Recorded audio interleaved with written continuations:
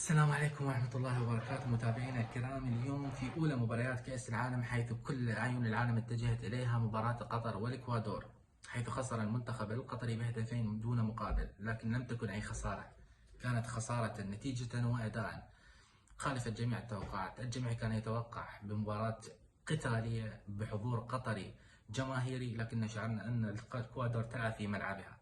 دعم جماهيري كبير، دعم إعلامي كبير، دعم أيضا للمنتخب الذي خاض جميع البطولات المحلية والأوروبية للاستعداد لهذه البطولة. لكن المنتخب القطري كان صراحة جدا مشتت، لم نشعر به حضور ذهني لأكثر من لقطة، لم نحضر به أي شعور ذهني، لم نراه كمجموعة، لم نرى أي لمسة مدرب. حتى الشوط الثاني لم نرى أي تغيير. معروف أنه في كرة القدم الشوط الثاني هو شوط المدربين، لكن الشوط الثاني لم تكن هناك أيضا لمسة للمدرب. بالعكس، المنتخب القطري ظل يعتمد على المناورات الفردية لمعز وأيضا لأكرم عفيفي، لكن الاثنان لا يصنعون الفارق. لعب المنتخب القطري بخطة 5-3-2، كان المراد منها الاستحواذ على خط الوسط والاعتماد على الهجمات المرتدة، لكن المنتخب القطري اصطدم بمنتخب إكوادوري ووسط إكوادوري، 5 من لاعبيه في الوسط جميعهم في الدوري الإنجليزي الممتاز. صراحة صنع الفارق، ولكن هذا ليس عذر. المنتخب القطري كان أن ينافس عليه أكثر، أن يغامر أكثر، أن يضغط أكثر، لكن المنتخب القطري ارتكب أخطاء فردية صراحة لم تكن في البال.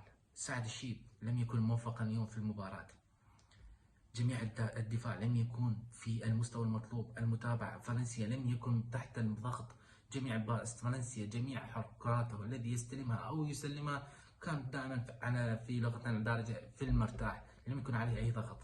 هل هذا هو خطأ مجموعة؟ أم هي المنتخبات العربية تحضر إلى كأس العالم فقط للمشاركة لا أكثر ولا أقل؟ متى نرى منتخب عربي ينافس؟ متى نرى منتخباتنا العربية تنافس؟ لم تنتهي القصة الآن، هناك أمل وهناك طموح أكثر. المنتخب القطري قادر أن يعود من بعيد في مجموعة أنا أعتقد أنها جدا صعبة. الإكوادور ظهور أول مميز و3 نقاط أولى وضع أساسا لها. نأمل خيرا في المنتخب المغربي وكذلك المنتخب التونسي، نأمل بهم خيرا، نأمل أن نصل إلى الكثير.